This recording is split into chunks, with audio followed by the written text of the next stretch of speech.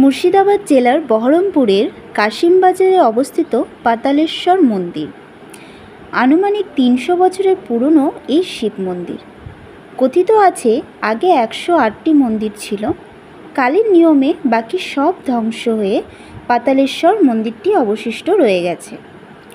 শিবলিঙ্গটি পাতাল থেকে আবির্ভাব হয়েছিল বলে মহাদেব এখানে পাতালেশ্বর নামে পূজিত, স্বয়ম্ভু নামেও অভিহিত করা হয়।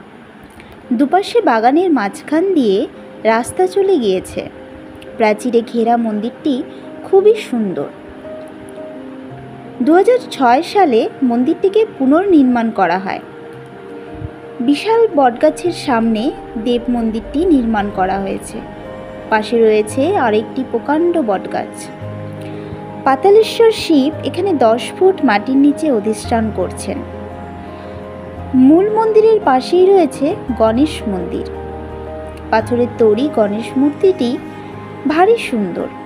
মন্দিরের পাশ দিয়ে বয়ে চলে গেছে কাটিগঙ্গা। স্নানের জন্য মহিলাদের আলাদা ঘাটও আছে।